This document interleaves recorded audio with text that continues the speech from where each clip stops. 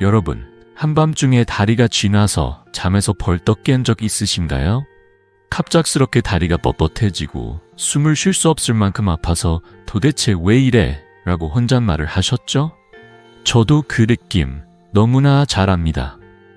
50년 전 의사로서 처음 병원에서 밤샘 근무를 하던 시절 한 환자분의 비명이 병동을 울렸던 기억이 생생합니다. 76세 정옥자 할머니는 손주를 돌보다 갑자기 다리에 쥐가 나서 주저앉으셨죠. 할머니는 나이 들면 다 이런 거야 라며 웃으려 했지만 눈가에 눈물이 고여 있었습니다. 그 쥐는 단순한 근육통이 아니었어요. 병원 검사 결과 혈액순환 문제의 신호였고 다행히 빠른 대처로 큰 위험을 피하셨습니다. 다리쥐는 단순한 불편함이 아닙니다. 때로는 우리 몸이 보내는 절박한 경고일 수 있죠. 통계에 따르면 65세 이상 어르신의 60%가 한 달에 한 번 이상 다리쥐를 겪습니다. 그런데 놀랍게도 이 중 절반은 그냥 참으면 낫겠지라며 지나칩니다. 하지만 그건 위험한 선택일 수 있어요. 저는 50년간 2만 명 이상의 환자를 진료하며 다리쥐가 단순한 피로가 아니라 생명을 위협할 수도 있다는 걸 뼈저리게 배웠습니다. 제 이름은 이승호, 85세 현역 의사입니다.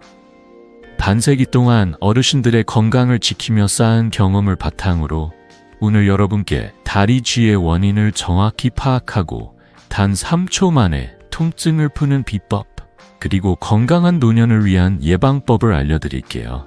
여러분, 이 영상을 끝까지 보시면 무해한 쥐와 위험한 쥐를 구별하는 법을 배우고 집에서 약 없이도 통증을 즉시 완화하는 방법을 익히실 수 있습니다.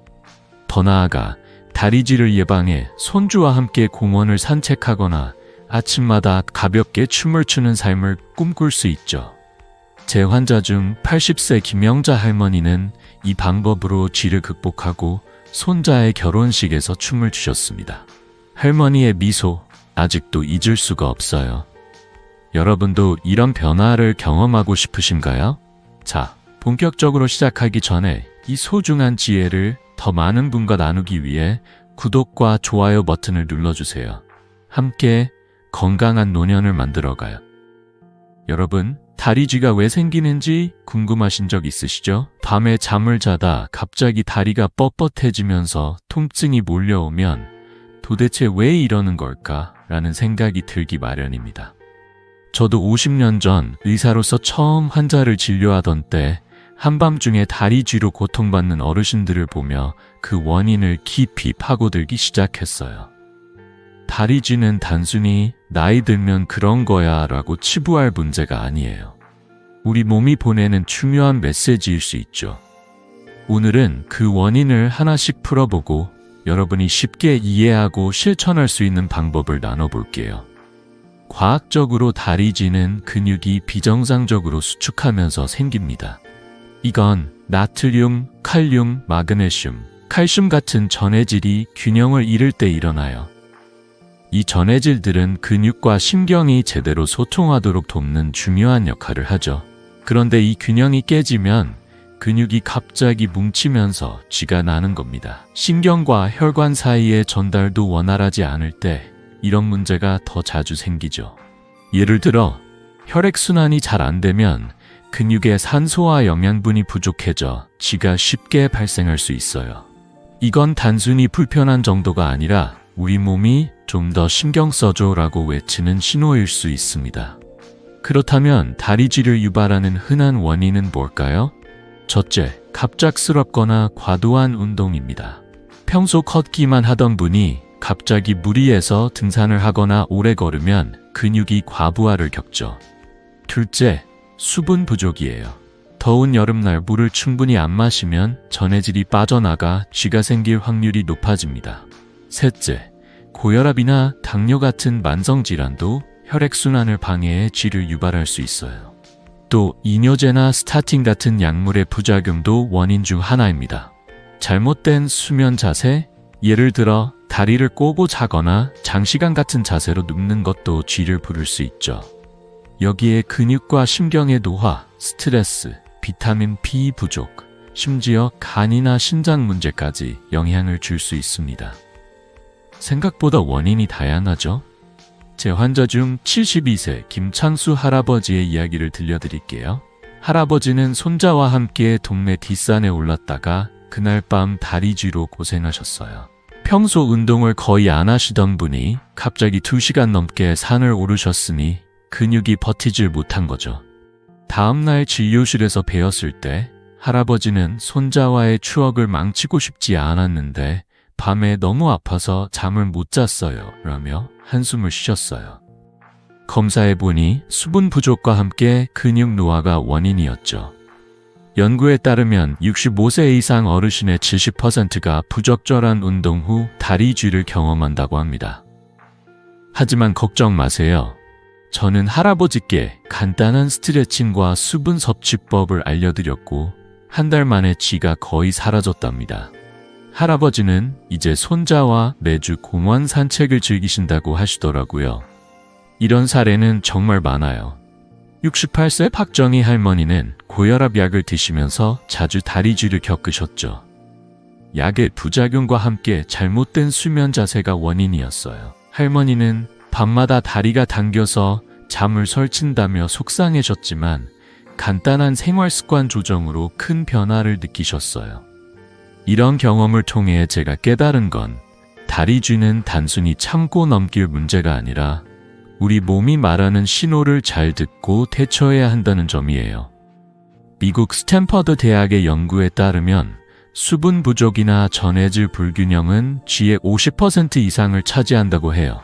하지만 다행히도 이런 원인들은 약 없이도 충분히 관리할 수 있답니다. 여러분, 다리쥐는 단순히 불편한 증상이 아니라 우리 몸의 건강 상태를 점검할 기회예요. 오늘 이 영상에서 저는 이 원인들을 하나씩 짚어보고 여러분이 집에서 바로 실천할 수 있는 방법을 알려드릴게요. 약에 의존하지 않고 돈 한 푼 들이지 않아도 충분히 효과를 볼 수 있는 비법들이 있답니다. 자, 이제 다리쥐가 단순한 불편함인지 아니면 더 심각한 신호인지 구별하는 법을 알아볼까요? 혹시 여러분도 다리쥐로 고생한 경험이 있으시다면 댓글로 그 이야기를 공유해주세요. 다음 파트에서 더 깊이 들어가 보겠습니다. 여러분, 다리쥐가 났을 때 그냥 참고 넘기면 괜찮겠지라고 생각하신 적 있으신가요? 저도 50년 전 의사 초년생 시절엔 그렇게 생각했었죠. 하지만 그때 한 환자분을 만나고 깨달았어요. 다리쥐는 때로 단순한 불편함이 아니라 우리 몸이 보내는 절박한 경고일 수 있다는 거요. 오늘은 다리쥐가 언제 위험 신호인지, 그 초기 징후를 어떻게 구별할 수 있는지 이야기해 볼게요. 이걸 아는 건 단순한 지식이 아니라 여러분과 사랑하는 가족의 건강을 지키는 첫걸음입니다. 먼저, 모든 다리쥐가 위험한 건 아니에요. 일반적인 쥐는 보통 10서 20분 안에 사라지고 특별한 후유증 없이 괜찮아지죠. 예를 들어 오래 걷거나 잠을 자다 다리를 잘못 꺾어서 쥐가 났다면 잠시 스트레칭하고 나면 괜찮아지는 경우가 많아요. 하지만 위험한 쥐는 다릅니다.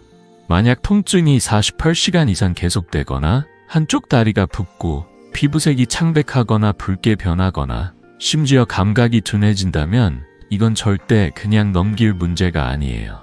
이런 증상들은 심부정맥 혈전, 근육염 혹은 미세출혈 같은 심각한 상태의 신호일 수 있거든요. 하버드 의대의 연구에 따르면 65세 이상 어르신의 20%가 혈액순환 문제로 다리쥐를 겪고 이 중 10%가 심각한 합병증으로 이어진다고 해요.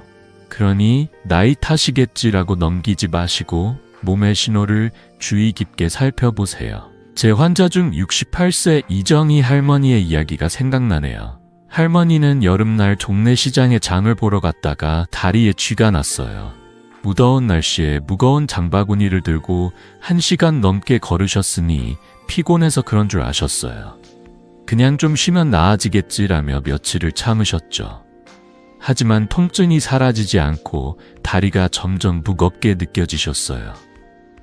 결국 진료실을 찾아오셨을 때 검사 결과는 놀라웠어요. 근육 허열, 즉 혈액이 근육에 제대로 공급되지 않는 상태였죠. 다행히 조기에 발견해 치료를 시작했고 할머니는 몇 주 만에 다시 활기차게 시장을 다니실 수 있게 되셨어요. 할머니가 저에게 하신 말씀이 기억나요. 선생님, 그때 그냥 참지 않고 병원에 왔던 게 정말 다행이었어요. 손주들 장난감 사러 다시 시장 갈 수 있어서 행복해요. 그 미소가 아직도 생생하답니다. 이런 사례는 드물지 않아요. 70세 최영숙 할머니도 비슷한 경험을 하셨어요. 할머니는 밤마다 다리 쥐 때문에 잠을 설치셨죠. 처음엔 나이 들면서 다 그런 거야 라고 생각하셨지만 어느 날 한쪽 다리가 살짝 붓고 따뜻한 느낌이 들기 시작했어요. 다행히 딸이 이상하다고 느껴 병원에 모셔갔고 초기 심부정맥 혈전을 발견했죠. 빠른 치료로 큰 문제 없이 회복하셨지만 만약 그 신호를 무시했다면 정말 위험했을 거예요. 연구에 따르면 혈액순환 문제로 인한 다리쥐는 65세 이상 어르신의 우울에서 나타나고 조기 대처가 없으면 심각한 합병증으로 이어질 가능성이 10%나 된다고 합니다. 이 숫자가 작아 보일 수도 있지만 내 가족, 내 건강이라 생각하면 절대 가볍지 않죠. 그러니 여러분, 다리쥐가 났을 때 몇 가지를 꼭 확인해 보세요. 통증이 하루 이틀 지나도 계속되나요? 다리가 평소와 다르게 붓거나 피부색이 변했나요? 감각이 둔하거나 따끔거리는 느낌이 있나요? 이런 신호들은 우리 몸이 빨리 도와줘 라고 외치는 거예요. 저는 50년간 2만 명 이상의 환자를 진료하며 이런 작은 신호를 놓치지 않은 분들이 훨씬 더 건강한 노년을 보내시는 걸 보았어요. 여러분도 이 신호들을 잘 기억해 두시고 혹시라도 비슷한 증상을 겪으신 적이 있다면 댓글로 공유해 주세요. 여러분의 이야기가 다른 분들에게도 큰 도움이 될 거예요. 이제 다리쥐가 단순한 불편함인지 아니면 더 심각한 문제 현조인지 구별할 수 있는 눈을 가지셨죠? 하지만 여기서 한 걸음 더 나아가야 해요. 일부 다리쥐는 즉시 병원에 가야 할 만큼 위험한 신호일 수 있답니다. 다음 파트에서는 이런 응급 상황을 어떻게 알아보고 어떤 행동을 취해야 하는지 자세히 알려드릴게요. 자, 준비되셨나요? 함께 계속 알아보시죠. 여러분, 다리쥐가 났을 때 그냥 참으면 되겠지라고 생각하며 넘긴 적 있으신가요? 저도 50년 전 의사로서 처음 환자를 만났을 때 다리쥐를 대수롭지 않게 여기는 분들을 많이 봤어요. 하지만 그중 몇 분의 이야기는 제 가슴에 깊이 남았습니다. 다리쥐는 때로 단순한 불편함이 아니라 즉시 병원에 달려가야 할 위험한 신호일 수 있거든요. 오늘은 다리쥐와 함께 어떤 증상이 나타나면 절대 지체하지 말고 병원을 찾아야 하는지, 그리고 그 신호를 쉽게 기억하는 방법을 알려드릴게요. 이건 여러분의 건강, 나아가 소중한 가족의 삶을 지키는 중요한 지식이 될 거예요. 먼저, 정말 위험한 다리쥐의 신호들을 알아볼까요? 다리쥐와 함께 다리가 차갑고 창백해지거나 감각이 없어진다면 이건 급성 동맥 폐색의 신호일 수 있어요. 혈관이 막혀 혈액이 제대로 흐르지 않는 상태죠.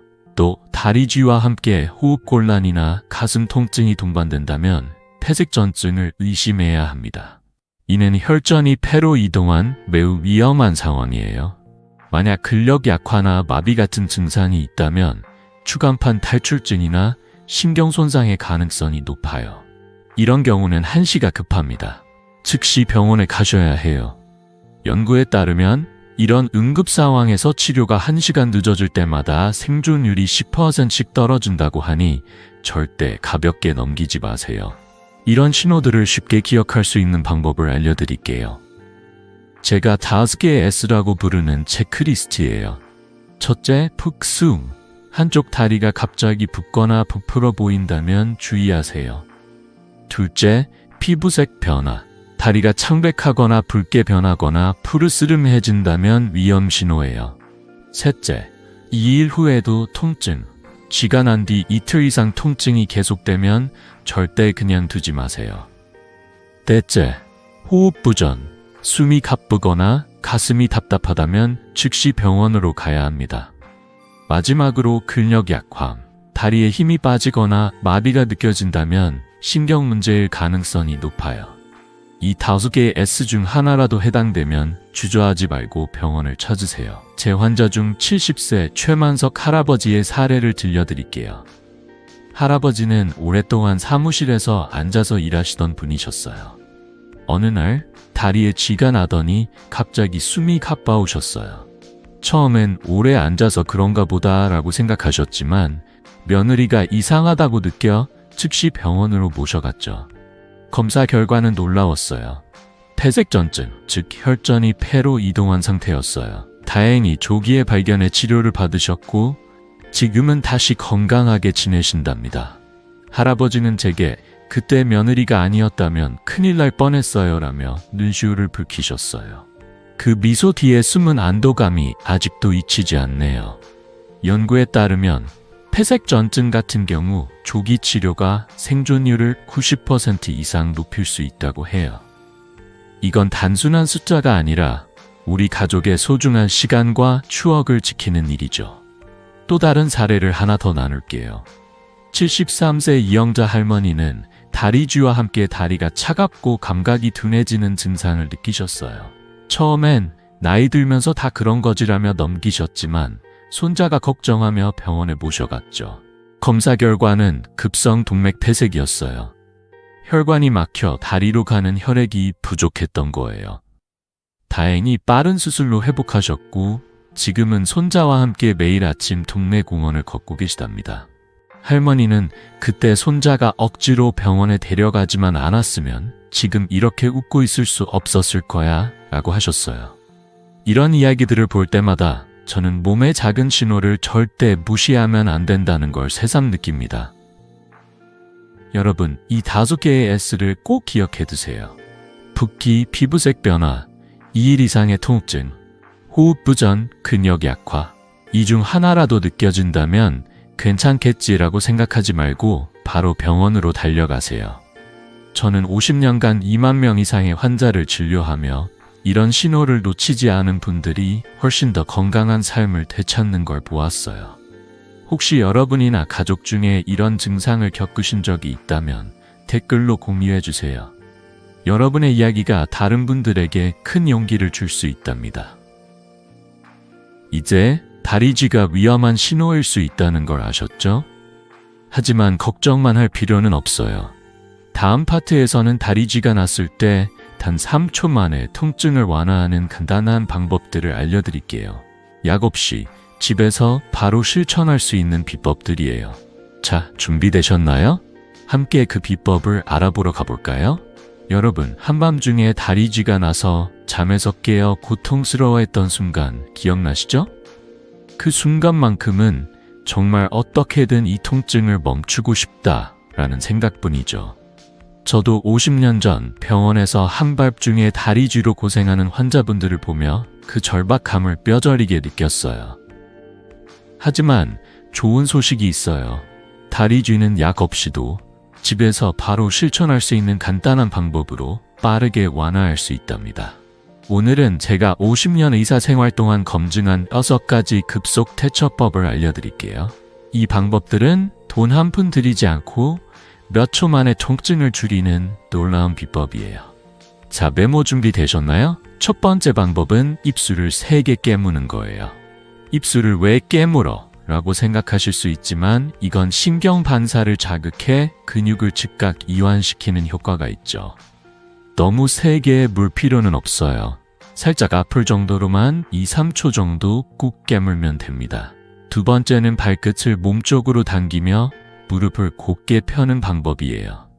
침대에 누워서 쥐가 난 다리의 발끝을 천천히 몸쪽으로 당기면서 무릎을 쭉 펴보세요. 이 동작은 종아리 근육을 늘려서 뭉친 부분을 풀어줍니다. 세 번째는 다리를 아래에서 위로 가볍게 마사지하는 거예요. 발목에서 시작해 무릎 방향으로 부드럽게 문지르시면 혈류가 개선되면서 통증이 줄어들죠. 네 번째는 승산혈 지압이에요. 승산혈은 종아리 중앙 살짝 오목한 부위에 있어요. 엄지손가락으로 이 부분을 3초씩 꾹 누르고 5번 정도 반복해 보세요. 숨을 천천히 쉬면서 하시면 더 효과적이에요. 5번째는 온찜질입니다. 따뜻한 수건이나 찜질팩을 지간한 부위에 10-15분 정도 올려놓으세요. 근육이 이완되고 혈액순환이 좋아지면서 통증이 빠르게 사라집니다. 마지막으로 다리를 X자로 교차하는 방법이에요.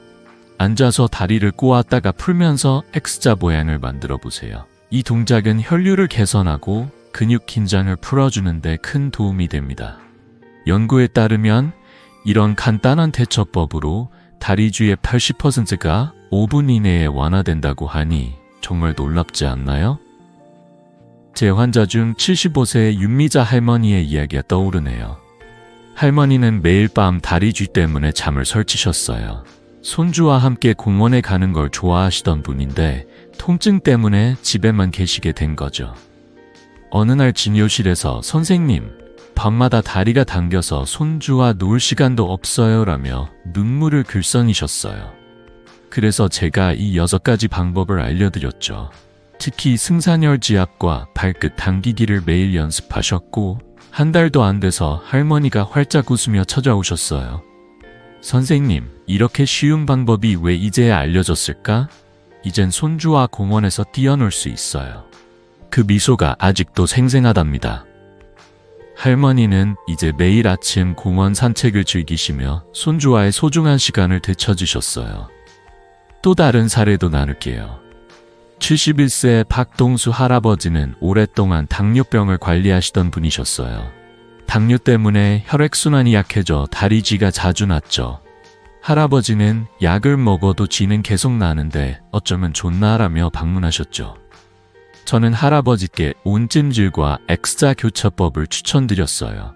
특히 온찜질을 잠들기 전에 꾸준히 하셨더니 2주 만에 쥐가 거의 사라졌다고 하시더라고요.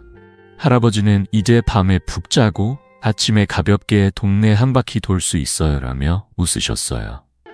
이런 변화를 볼 때마다 저는 이 간단한 방법들이 얼마나 큰 차이를 만드는지 새삼 느낍니다. 여러분, 이 6가지 방법은 정말 간단하지만 효과는 놀라워요. 약 없이 집에서, 심지어 침대 위에서도 할 수 있죠.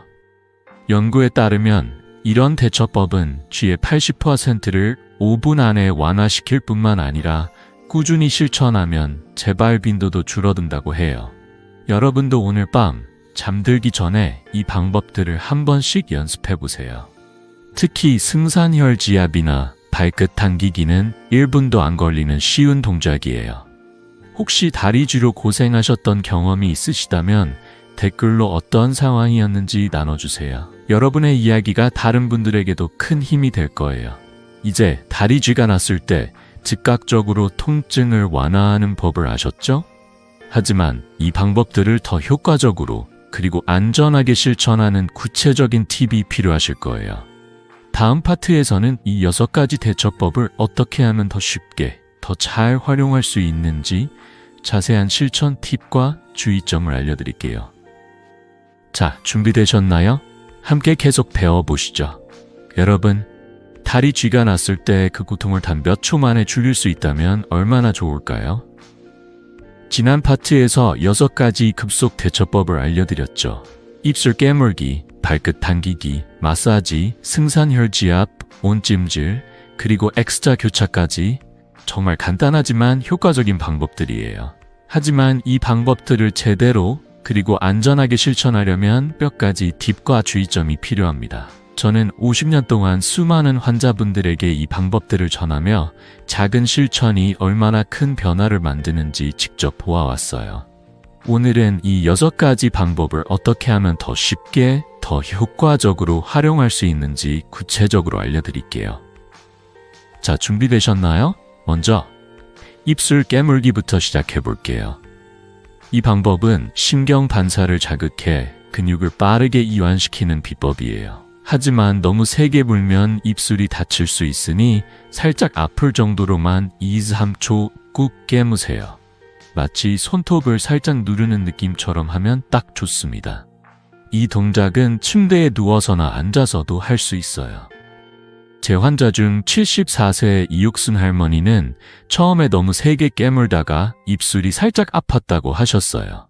그래서 가볍게 부드럽게 하시라고 알려드렸더니 이젠 지갈할 때마다 3초 만에 통증이 줄어든다고 웃으시더라고요. 두 번째, 발끝 당기기는 다리 쥐를 풀 때 가장 빠른 방법 중 하나예요. 침대에 누워서 쥐가 난 다리의 발끝을 몸쪽으로 천천히 당기고 무릎을 쭉 펴보세요. 이때 중요한 건 천천히 부드럽게 하는 거예요. 갑자기 세게 당기면 근육이 놀랄 수 있으니 숨을 깊게 들이마시며 천천히 5에서 10초 유지하세요. 이 동작은 의자에 앉아서도 가능하니 언제 어디서든 쥐가 났을 때 바로 시도해보세요. 연구에 따르면 발끝 당기기는 쥐의 70%를 1분 안에 완화한다고 하니 정말 간단하면서도 강력한 방법이죠. 세 번째, 마사지는 혈류를 개선해 통증을 줄이는 데 효과적이에요. 발목에서 시작해 무릎 방향으로 부드럽게 문지르세요. 손으로 해도 좋지만 테니스 공이나 작은 마사지 볼을 바닥에 놓고 발로 굴리면 더 쉽게 할 수 있어요. 마치 반죽을 살살 밀듯이 근육을 부드럽게 눌러주는 느낌으로 하시면 됩니다. 하지만 여기서 중요한 주의점이 있어요. 절대 강하게 주무르거나 두드리지 마세요. 강한 마사지는 근육을 손상시키거나 염증을 악화시킬 수 있거든요. 제 환자 69세 박진수 할아버지는 쥐가 났을 때 세게 주물렀다가 근육이 더 뭉쳐 고생하셨어요. 다행히 부드러운 마사지법을 배우신 후로는 통증이 빠르게 줄어들었답니다. 네 번째, 승산혈 지압은 종아리 중앙의 오목한 부위를 엄지손가락으로 꾹 누르는 방법이에요. 이 부위는 종아리 근육의 중심에 있어 혈액순환을 돕는 중요한 혈자리죠. 3초씩 어수번 반복하면서 숨을 천천히 쉬는 게 포인트예요. 마치 명상하듯 마음을 편안히 하고 누르시면 더 효과적입니다. 이 방법은 앉아서든 서서든 어디서나 할 수 있어요. 72세 김명애 할머니는 이 지압법을 매일 아침 TV를 보면서 연습하셨더니 한 달 만에 다리 쥐 빈도가 절반으로 줄었다고 하셨어요. 할머니는 이렇게 쉬운 방법으로 잠을 푹 잘 수 있다니 정말 고마워요라며 웃으셨어요. 다섯 번째, 온찜질은 근육을 이완시키는 데 최고예요. 따뜻한 수건이나 찜질팩을 쥐가 난 부위에 10에서 15분 올려놓으세요. 물 온도는 체온보다 살짝 따뜻한 40도 내외가 적당합니다. 너무 뜨거우면 피부가 손상될 수 있으니 손으로 만져봤을 때 따뜻하고 포근한 느낌이 들도록 하세요. 저는 환자분들께 따뜻한 수건을 마치 아기 포대기처럼 감싸준다고 생각하세요 라고 말씀드리곤 해요. 이 방법은 특히 겨울철에 효과적이에요. 연구에 따르면 온찜질은 혈류를 30% 이상 개선해 쥐의 재발을 줄이는 데 도움이 된다고 하죠. 마지막으로 엑스자 교차는 혈류를 원활히 하는 간단한 동작이에요. 앉아서 다리를 꼬았다가 풀면서 엑스자 모양을 만들어 보세요. 이 동작을 5-10회 반복하면 다리 근육이 이완되고 혈액순환이 좋아집니다. 이 방법은 사무실에서도 TV를 보면서도 할 수 있을 만큼 쉬워요. 하지만 너무 빠르게 하지 말고 천천히 리듬을 타듯이 하세요. 70세 최순자 할머니는 이 동작을 매일 저녁 식사 후에 하셨더니 다리가 가벼워지고 쥐도 거의 안 났다고 하셨어요. 할머니는 이렇게 간단한 동작으로 이렇게 큰 효과를 볼 줄 몰랐어요 라며 기뻐하셨죠. 이 6가지 방법은 정말 간단하지만 올바르게 실천하는 게 중요해요. 특히 강하게 주무르거나 뜨거운 물로 찜질하는 건 절대 피하세요. 근육 손상이나 화상 위험이 있거든요. 연구에 따르면 부적절한 마사지로 근육 손상을 겪는 어르신이 15%에 달한다고 하니 부드럽게 안전하게 하시는 게 핵심이에요. 여러분, 이 방법들은 약 없이도 집에서 바로 할 수 있는 비법들이에요. 오늘 밤 자기 전에 한 번씩 연습해 보세요. 특히 승산혈 지압이나 엑스자 교차는 1분도 안 걸리는 동작이죠. 혹시 이 방법들 중 이미 시도해 본 게 있으시다면 댓글로 어떤 게 제일 효과적이었는지 나눠주세요. 여러분의 경험이 다른 분들에게 큰 도움이 될 거예요. 이제 다리쥐를 즉시 완화하는 6가지 비법과 실천 팁을 아셨죠? 하지만 이 방법들은 단기적인 해결책일 뿐이에요. 다리쥐를 근본적으로 줄이려면 생활 속에서 꾸준히 관리하는 습관이 필요합니다. 다음 파트에서는 다리쥐를 예방하는 4대 기둥과 절대 피해야 할 실수들을 자세히 알려드릴게요. 자, 준비되셨나요? 함께 건강한 노년을 위한 다음 단계를 알아보러 가볼까요? 여러분, 다리쥐를 한번 풀었다고 끝나는 게 아니에요. 쥐가 자꾸 반복된다면 생활 속에서 근본적인 예방법을 실천하는 게 중요하죠. 지난 파트에서 즉각적인 통증 완화 비법을 배웠다면 이제는 쥐가 아예 생기지 않도록 관리하는 방법을 알아볼 차례예요.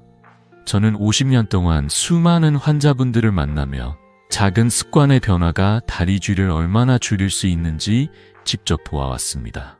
오늘은 다리쥐를 근본적으로 예방하는 4대 기둥을 소개할게요. 이 방법들은 약 없이 집에서 누구나 쉽게 따라할 수 있는 것들이에요. 자, 준비되셨나요? 첫 번째 기둥은 수면 자세예요. 여러분, 잠을 자면서 다리를 꼬거나 구부리고 주무시나요? 이런 자세는 근육을 압박해서 쥐를 유발할 수 있죠. 대신 다리를 곧게 펴고 발목 아래에 작은 베개나 말아놓은 수건을 받쳐보세요. 이렇게 하면 다리 혈액순환이 원활해지고 근육이 밤새 긴장하지 않아요. 저는 환자분들께 다리를 포근한 담요처럼 편안히 뻗어준다고 생각하세요 라고 말씀드리곤 해요. 이 간단한 변화만으로도 쥐 발생이 줄어드는 걸 느낄 수 있답니다. 연구에 따르면 올바른 수면 자세는 다리 쥐 빈도를 25%까지 낮출 수 있다고 하죠. 두 번째 기둥은 영양과 수분이에요. 다리쥐는 종종 나트륨, 칼륨, 마그네슘 같은 전해질 부족으로 생깁니다. 하루 1.52리터 물을 마시는 걸 잊지 마세요. 특히 더운 날이나 운동 후엔 더 많이 마셔야 해요. 그리고 바나나, 시금치, 고구마 같은 칼륨과 마그네슘이 풍부한 음식을 챙겨 드세요. 바나나는 아침에 1개, 시금치는 된장국이나 나물로 하루 한 번 드시면 충분해요. 제 환자 80세의 정옥희 할머니는 매일 아침 바나나 1개와 물 2리터를 챙기셨어요. 처음엔 이게 무슨 효과가 있겠나 하셨지만 2달 만에 쥐 빈도가 80%나 줄었고 혈압까지 안정되셨답니다.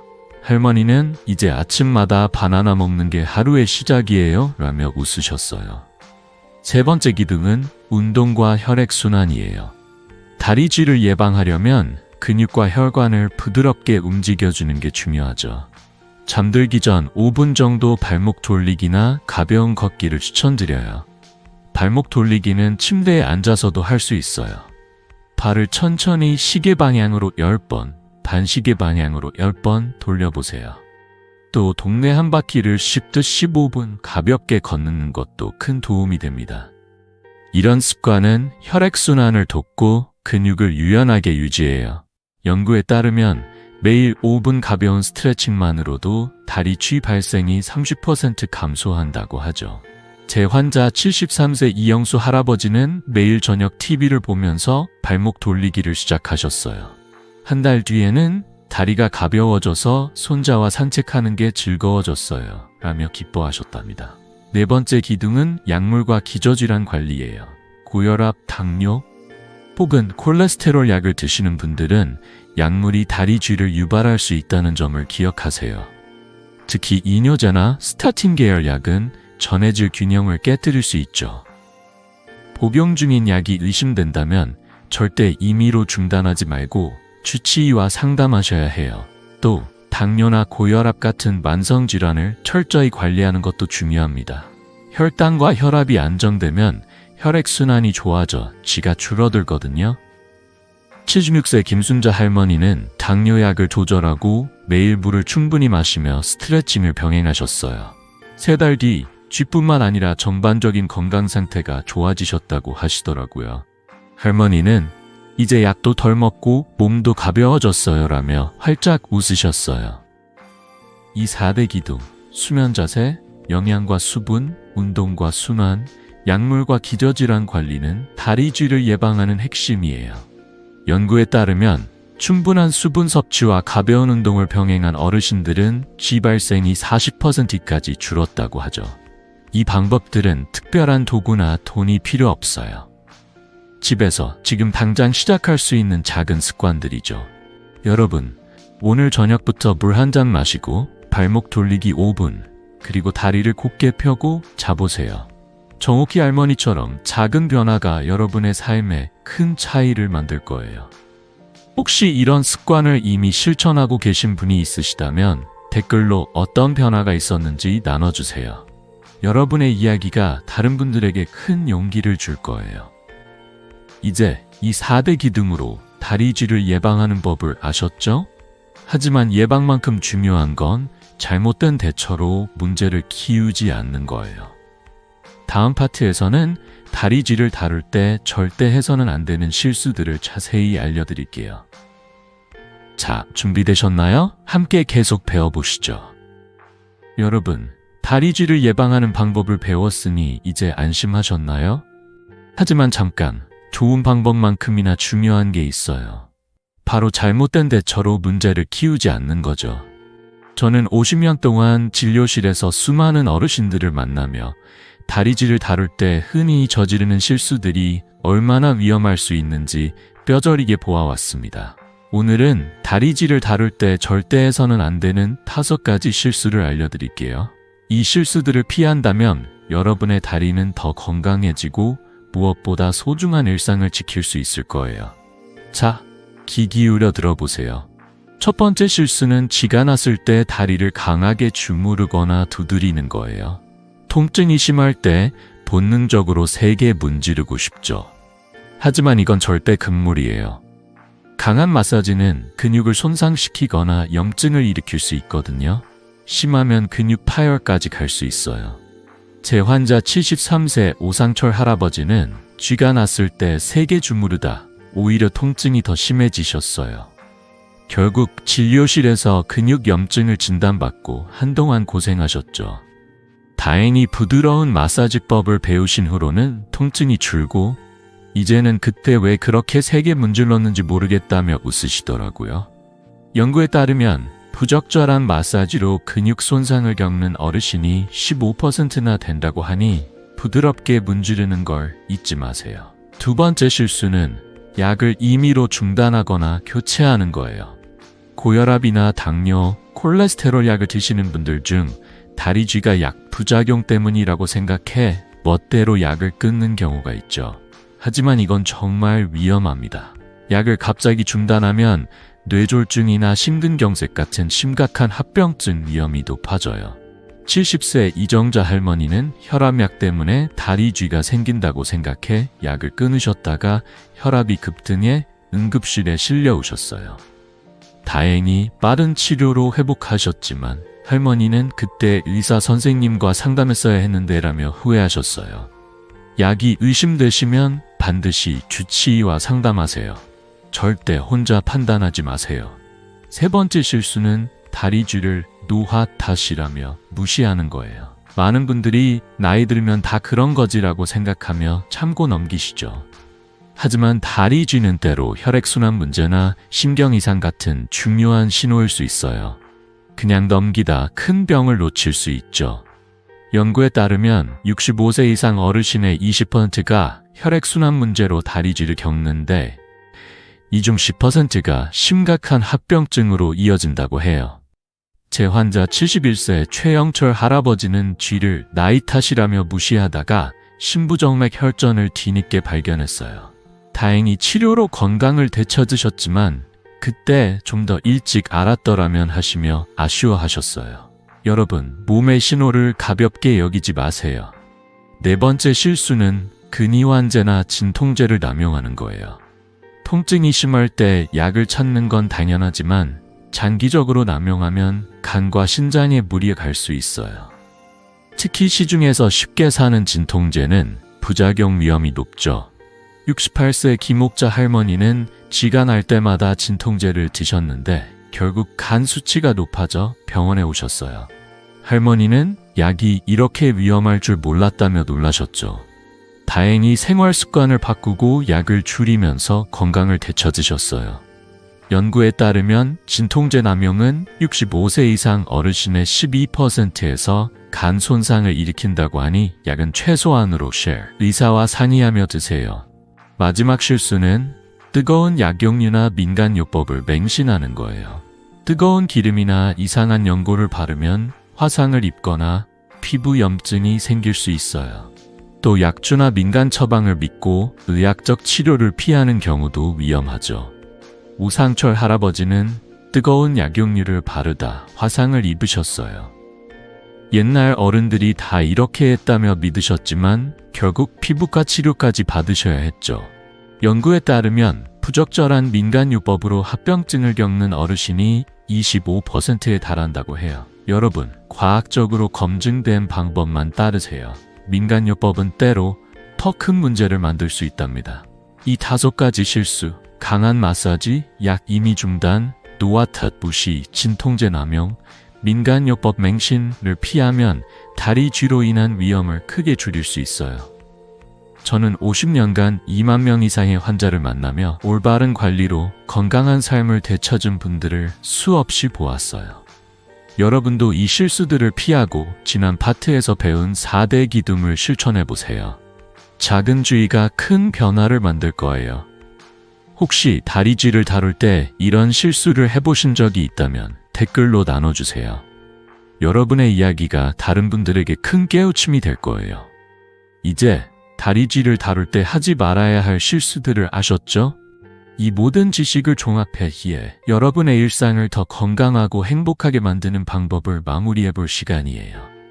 다음 파트에서는 이 모든 비법을 하나로 묶고 여러분이 오늘부터 실천할 수 있는 간단한 체크리스트를 드릴게요. 자, 준비되셨나요? 함께 마지막 단계를 향해 가볼까요?